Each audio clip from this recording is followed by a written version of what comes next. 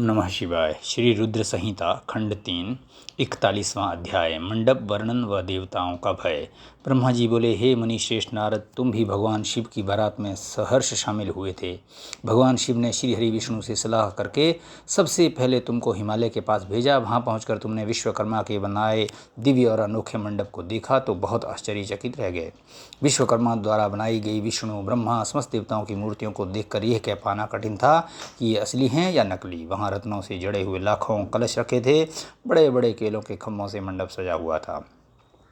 तुम्हें वहाँ आया देखकर शैलराज हिमालय ने तुमसे पूछा कि देवऋषि, क्या भगवान शिव बारात के साथ आ गए हैं? तब तुम्हें साथ लेकर हिमालय के पुत्र मैनाक आदि तुम्हारे साथ बारात की अगवानी के लिए आए। तब मैंने और विष्णु जी ने भी तुमसे वहाँ के समाचार के बारे में पूछा। हमने तुमसे ये भी पूछा कि शैलराज हिमालय अपनी पुत्री पार्वती का विवाह भगवान शिव से करने के इच्छुक हैं या नहीं, कहीं उन्होंने अपना इरादा बदल तो नहीं दिया है। ये प्रश्न सुनकर आप मुझे विष्णु जी और देवराज इंद्र को एकांत स्थान पर ले गए और वहाँ जाकर तुमने वहाँ के बारे में बताना शुरू किया।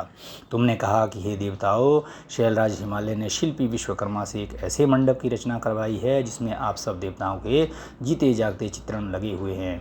उन्हें देखकर मैं तो अपनी सुध बुध ही खो बैठा था। उसे देखकर मुझे ये लगता है कि गिरिराज आप सब लोगों को मोहित करना चाहते हैं। ये सुनकर देवराज इंद्र भय के मारे कांपने लगे और बोले, हे लक्ष्मीपति विष्णु जी, मैंने त्वष्टा के पुत्र को मार दिया था, कहीं उसी का बदला लेने के लिए मुझ पर विपत्ति न आ जाए। मुझे संदेह हो रहा है कि कहीं मैं वहां जाकर मारा ना जाऊं। तब इंद्र के वचन सुनकर श्री हरि विष्णु बोले कि इंद्र, मुझे भी यही लगता है कि वह मूर्ख हिमालय हमसे बदला लेना चाहता है, क्योंकि मेरी आज्ञा से ही तुमने पर्वतों के पंखों को काट दिया था। शायद ये बात आज तक उन्हें याद है और वे हम सब पर विजय पाना चाहते हैं, परंतु हमें डरना नहीं चाहिए। हमारे साथ तो स्वयं महादेव जी हैं, भला फिर हमें कैसा भय।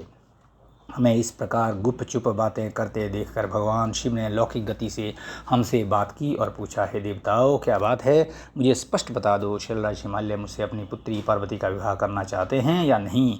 इस प्रकार यहाँ व्यर्थ बातें करते रहने से भला क्या लाभ। भगवान शिव के इन वचनों को सुनकर नारद तुम तुरंत बोले, हे देवाधिदेव शिव जी, गिरिजानंदनी पार्वती से आपका विवाह तो निश्चित है, उसमें भला कोई विघ्न बाधा कैसे आ सकती है। तभी तो शैलराज हिमालय ने अपने पुत्र मैनाक आदि को मेरे साथ बारात की अगवानी के लिए यहाँ भेजा है। मेरी चिंता का कारण दूसरा है। प्रभु, आपने मुझे हिमालय के यहाँ बारात के आगमन की सूचना के लिए भेजा था। जब मैं वहाँ पहुँचा तो मैंने विश्वकर्मा द्वारा बनाए गए मंडप को देखा।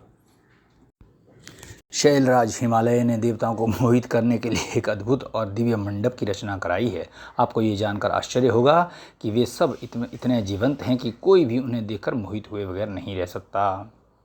उन चित्रों को देखकर ऐसा महसूस होता है कि वे अभी बोल पड़ेंगे। प्रभु, उस मंडप में श्री हरि, ब्रह्मा जी, देवराज इंद्र सहित सभी देवताओं, ऋषि मुनियों सहित अनेक जानवरों और पशु पक्षियों के सुंदर व लुभावने चित्र बनाए गए हैं। यही नहीं, मंडप में आपकी और मेरी भी प्रतिमूर्ति बनी है, जिन्हें देखकर मुझे ये लगा कि आप सब लोग यहाँ ना होकर वहीं हिमालय नगरी में पहुँच गए हैं। नारद, तुम्हारी बातें सुनकर भगवान शिव मुस्कुराए और देवताओं से बोले, आप सभी को भय की कोई आवश्यकता नहीं है।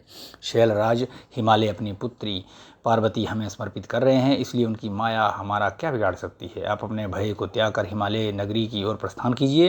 भगवान शिव की आज्ञा पाकर सभी बाराती भय मुक्त होकर उत्साह और प्रसन्नता के साथ पुनः नाचते गाते शिव बारात में चल दिए। शैलराज हिमालय के पुत्र मैनाक आगे आगे चल रहे थे और बाकी सभी उनका अनुसरण कर रहे थे, उनके पीछे पीछे चल रहे थे।